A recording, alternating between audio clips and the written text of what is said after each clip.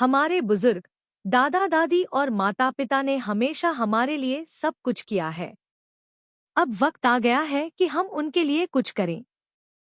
आपका एक छोटा सा कदम, एक लाइक और सब्सक्राइब, उनकी आवाज को बुलंद कर सकता है।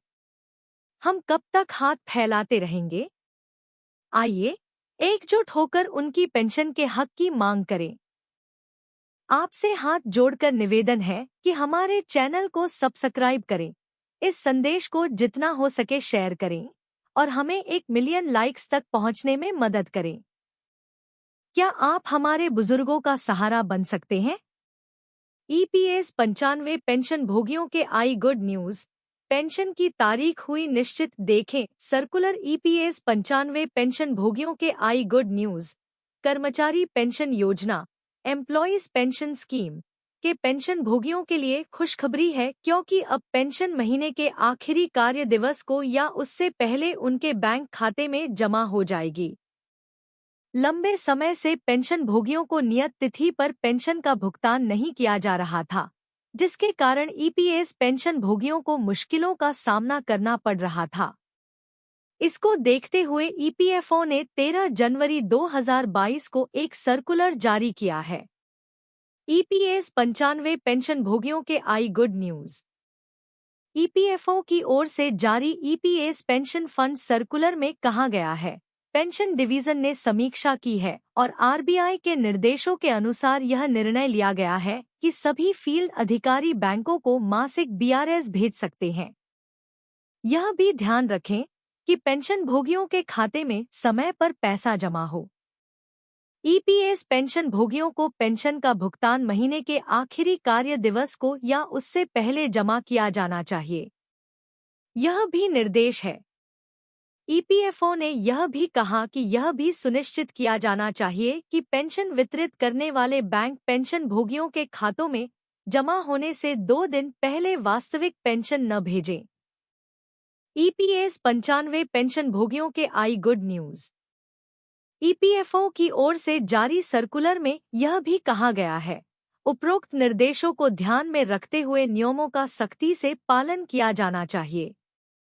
सभी कार्यालयों को सलाह दी जाती है कि वे अपने अपने अधिकार क्षेत्र के तहत पेंशन वितरित करने वाले बैंकों को दिए गए निर्देशों को सुनिश्चित करने के लिए आवश्यक दिशा निर्देश जारी करें।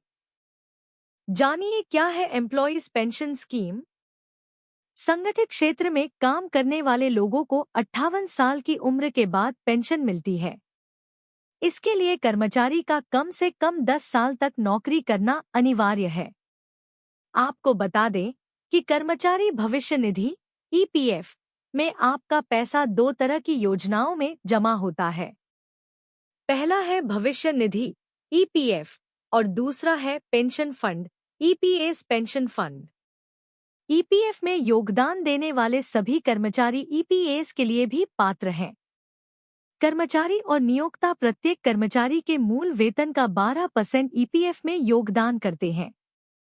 कर्मचारी का पूरा हिस्सा EPF में योगदान किया जाता है, जबकि नियोक्ता का 8.33% हिस्सा EPS पेंशन फंड में जाता है। न्यूनतम 1000 रुपये पेंशन दी जाती है। इस कर्मचारी पेंशन योजना एम्प्लॉयज पेंशन स्कीम में विधवा पेंशन और बच्चों की पेंशन दी जाती है। अगर कर्मचारी की नौकरी के दौरान 58 साल की उम्र से पहले मृत्यु हो जाती है, तो उसकी पत्नी और बच्चों को पेंशन मिलती है। EPS 95 higher pension new update.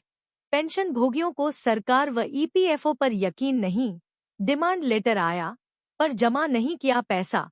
देखें ताज़ा update EPS 95 higher pension new update. कर्मचारी पेंशन योजना 95 उच्च पेंशन को लेकर कई पूर्व कर्मचारी भविष्य निधि संगठन और सरकार पर अविश्वास के कारण पैसा जमा नहीं कर रहे हैं। कर्मचारी भविष्य निधि संगठन ने 20 दिन में पेंशन चालू करने का दावा किया था, लेकिन पेंशन में देरी हो रही है। सुप्रीम कोर्ट के आदेश के बावजूद अविश्वास बरकरार है। EPS 95 higher pension new update. कर्मचारी पेंशन योजना 95 उच्च पेंशन की चाहत हर किसी को होती है। खासकर जब उम्र के आखिरी पड़ाव में पेंशन ही सहारा बनती है। लेकिन इसको लेकर देश में एक अजीब स्थिति बन गई है। कई पूर्व कर्मचारी और अधिकारी सरकार और कर्मचारी भविष्य निधि संगठन पर भरोसा नहीं कर पा रहे हैं, जिसके कारण वे डिमांड लेटर मिलने के बाद भी पैसा जमा नहीं कर रहे हैं। पेंशन फंड ईपीएफओ का दावा और पेंशन चालू होने में देरी।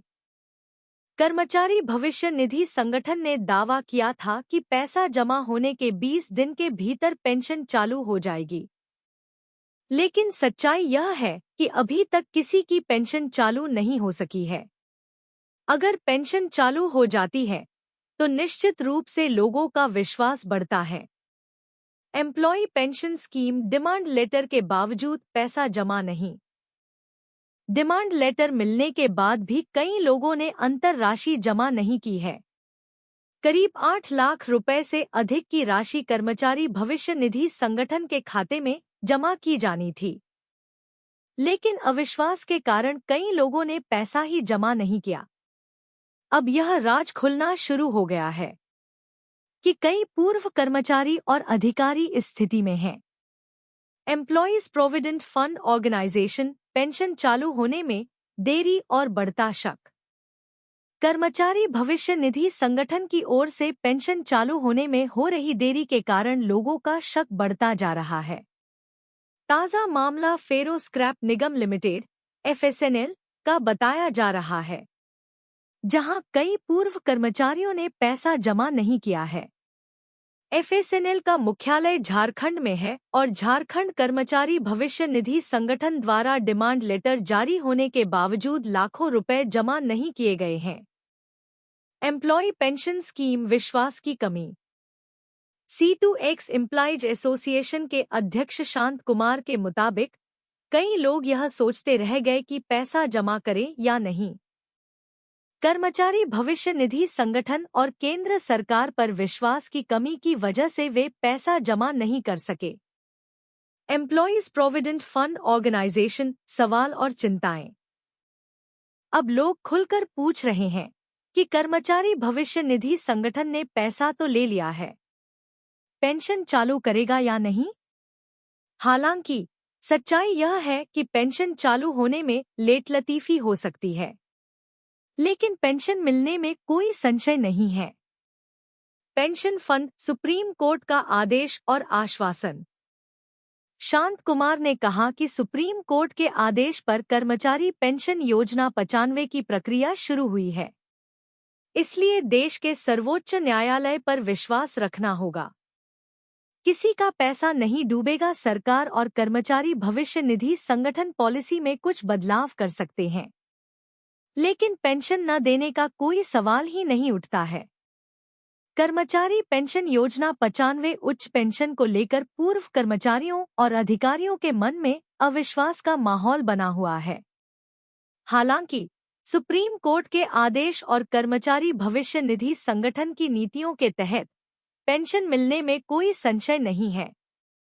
सरकार और कर्मचारी भविष्य निधि संगठन को इस अविश्वास को दूर करने के लिए प्रभावी कदम उठाने की जरूरत है, ताकि पेंशन भोगियों को उनका हक मिल सके और वे सम्मान के साथ अपने जीवन का निर्वाह कर सकें।